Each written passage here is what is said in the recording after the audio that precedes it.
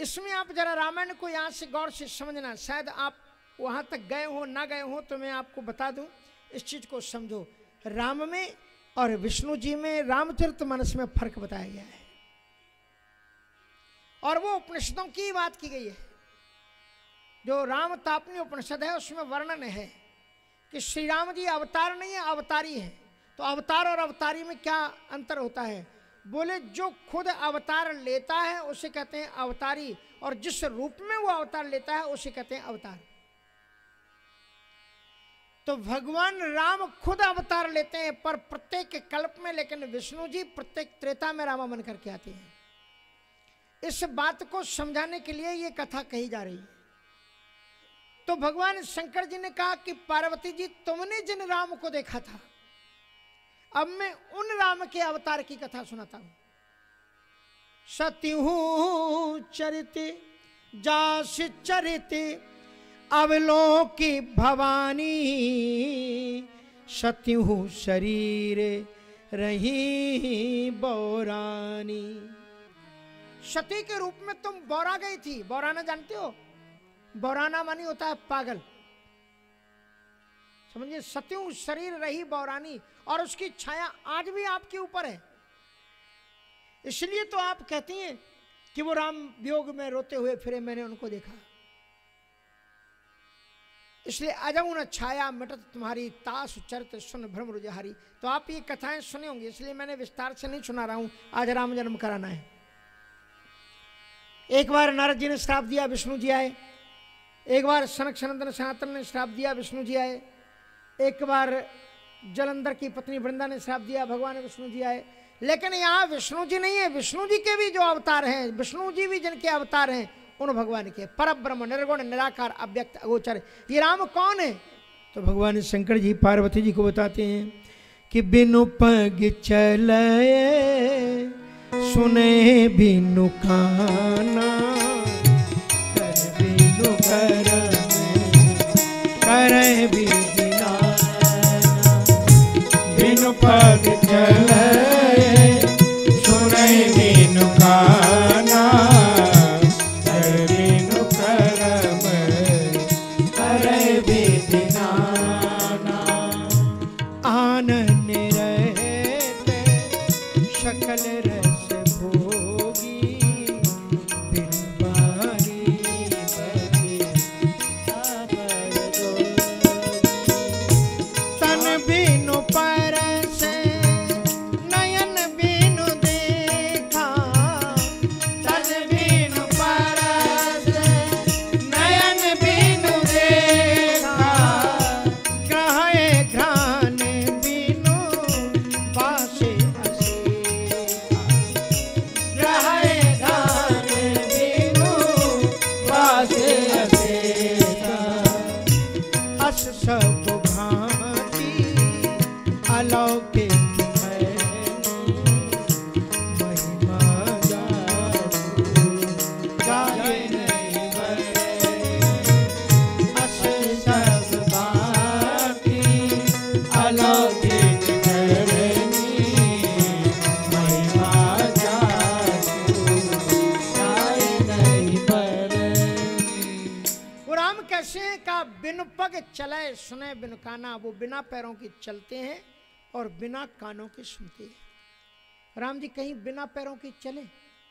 बोलो, आपने रामायण का पाठ तो खूब किया होगा। कहाँ चले राम जी बिना पाँव के?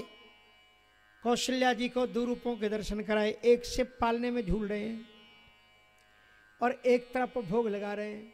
तो वहां से वहां तक कैसे पहुंचे? भगवान जी बोले बिनु पगे चले यहाँ वहां, दुई बालक देखा और मति भ्रम मोरे की आन। तो बिनु पग चले और सुने बिनु काना। बिना कानों के सुनता है, कहीं सुना बिना कानों के? आप बताओ, बाली के प्राइवेट घर की बात, अंदर की बात में राम जी कह रहे हैं कि नारी सिखावन।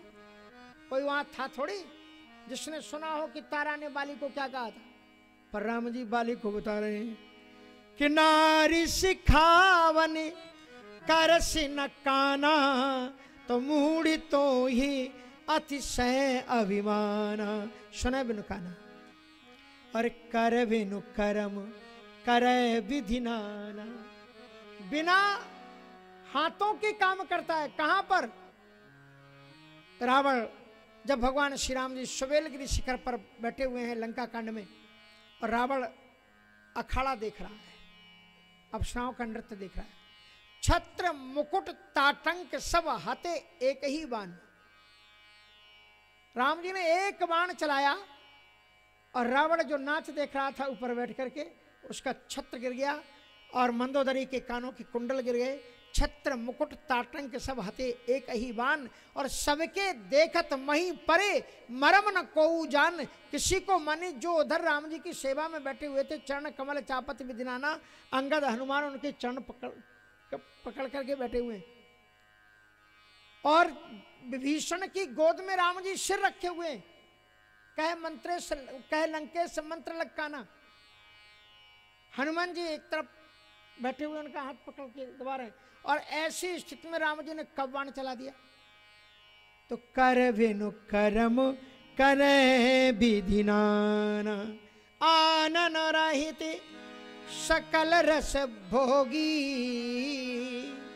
शबरी के यहां पर जो भगवान ने 56 व्यंजन की बात की, कहा तुम्हारे इन पदार्थों में 56 व्यंजन भी का स्वाद भी फीका है। तो कहां उन्होंने वहां 56 व्यंजन थे, लेकिन वहां पर उन्होंने 56 व्यंजन का स्वाद लिया। आनंद रहत सकल रस भोगी, और बिन वाणी बक्ता बड़ जोगी। बिन वाणी कहाँ बोले राम जी? कभी आपने देखा? थोड़ा पढ़ो, थोड़ा थोड़ा रामायण कसरत करो उसमें, तो पता लगेगा राम जी बिना वाणी के बोले। हनुमान जी महाराज जब मुद्रिका लेकर के राम जी सीता जी के पास में गए, तो अस्कै कपि गदगद भयउ भरे बिलोचन नीर।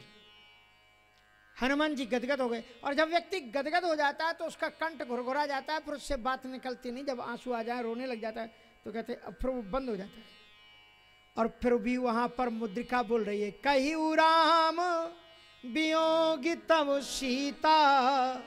ये जो शब्द है ना, पूरा दोहा पढ़ना, ये हनुमान जी ने नहीं बोला, पूरा राम जी बोल रहे हैं वहां पर, और वहां राम जी है नहीं, पर सीता जी को बोल रहे हैं। और वो कहते हैं कि जो पूरी की पूरी कहु राम वियोग तब सीता मोकम सकल भय विपरीता, नवतरु किसलय मनोह कृषाणु काल निशा सम निशस्वानु कुबलय विपिन कुंत मन सरसा भारत तपत तेल जन वर्षा जेहित रहे करते पीरा और श्वास समृत समीरा कही उते कुछ दगुट होई काहे कहूँ या जान न कोई। तत्व ये हनुमान जी बोल सकते हैं शब्द जो इस चौपाई में बोल रहे हैं कि तत्व प्रेम कर ममे हरु तोरा और जानते प्रिया एक मन मोरा।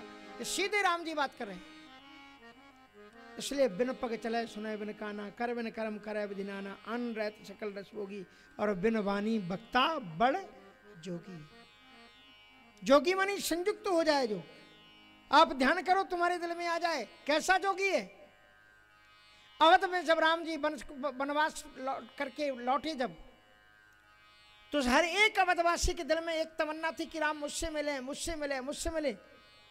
तो अमित रूप प्रगटे ते ही काला और जथा जोगे, जोग आ गया ना, जथा जोगे मिले सब ही कृपाला और उमा मरम यही काहू न जाना और जो कछु चरति रचियु भगवान।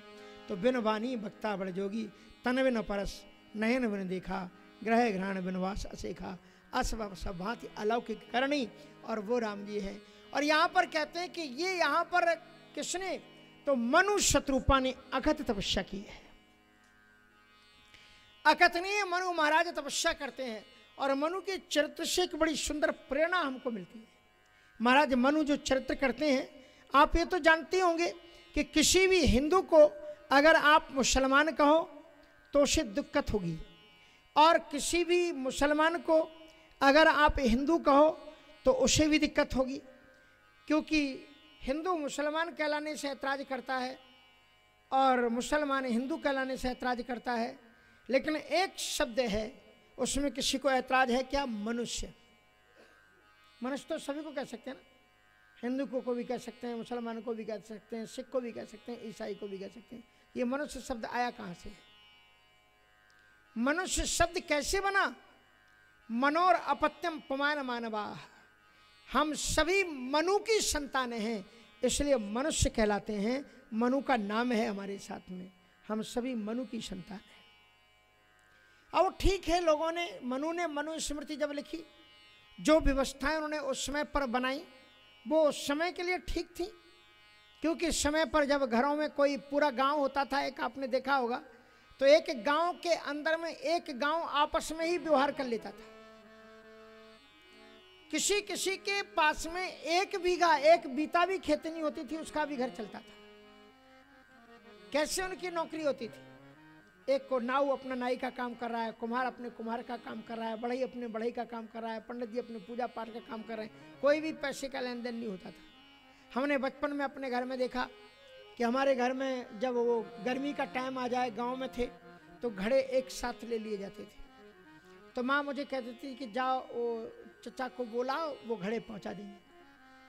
और उनको मालूम था इनके घर में कितने घड़े चाहिए, तो छोटे बड़े अपने बड़ा टोकना लेकर के सब उतार जाते थे। और क्या मानवता थी पुराने, ये मैं करीब 50 वर्ष पुरानी बात बता रहा हूँ, 60 वर्ष के लगभग, अब हूँ छोटे की बात है।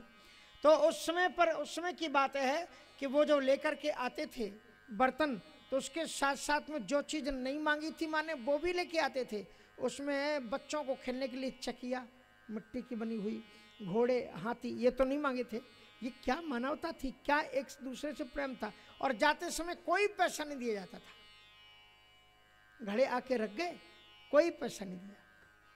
और जब लोगों के खेत में पैदा होता था तो सबसे पहले वो निकालते थे कि भैया कुम्हार का ये है, लोहार का इतना है, इसका है, उसका उसका है। ये एक काम की व्यवस्था थी, ये कोई जाति नहीं है, ये एक काम के नाम है। अगर आप आज के समय में अगर ब्राह्मण भी नाई की दुकान खोल ले तो क्या लिखेगा वो? लोग क्या कहेंगे कि भैया वो नाई की दुकान बगल में है, चले जाओ। क्योंकि जो काम जो करेगा उसके आधार पर उसको तो वो बोला ही जाएगा, उसमें कोई संदेह नहीं। आज भी वकील को वकील ही बोला जाएगा, डॉक्टर को डॉक्टर ही बोला जाएगा। इसलिए इसमें कोई ऊंचाई और नीचाई की बात नहीं है। इसलिए समत्व को देखते हुए सब में राम रमा हुआ है, रमनते योगनांतो नित्यानंद चिदात्मनि। इसलिए उसमें भेदभाव करना किसी भी प्रकार का अच्छा नहीं है। भगवान राम सबरी के भी जूठे बेरों को खाते हैं, कोल भीलों को गले लगाते हैं, केवट के चरण पखरवाते हैं और जा करके लोगों से मिलते हैं। इसलिए इसका अर्थ ये नहीं। तो महाराज मनु के ऊपर लोग कह देते हैं मनु ने ऐसा कहा, मनु ने ऐसा कहा, मनु ने, बिल्कुल गलत बात है। मनु ने एक व्यवस्था बनाई थी, उस समय के लिए बनाई थी, आज के लिए नहीं। इसलिए मनु को मनुवादी कह करके दोष लगाना, मढ़ना, ये बात बिल्कुल गलत है। मनु की व्यवस्था उस समय की काल में आप होते तो आपको पता लगा, आपको सड़कें मिल रही ना बनी बनाई, इसलिए आपके दिमाग साथ में आसमान में जा रहे हैं। लेकिन जो उस समय जो गांव में रहते थे, एक जो गरीब बाप होता है वो जानता है अपने परिवार को अलग अलग काम बांटता है। एक बेटा जो तेज तर्रार हो उसको कह देते हैं बेटा जरा दरवाजे पर देखना कौन दरवाजा जोर जोर से खटखटा रहा है, तो उसको भेज देते हैं। कोई भक्त प्रवृत्ति का होता है उसको कह देते हैं बेटा देखना आज सत्यनारायण की कथा होनी, तू व्यवस्था देख लेना। किसी को कह देते हैं कि बेटा तुझे घर का रख रखाव अच्छा आता है, जरा घर को ठीक रख लेना, वो आ रहे। तो सब मिलकर के, चारों भाई मिलकर के उसको चलाते।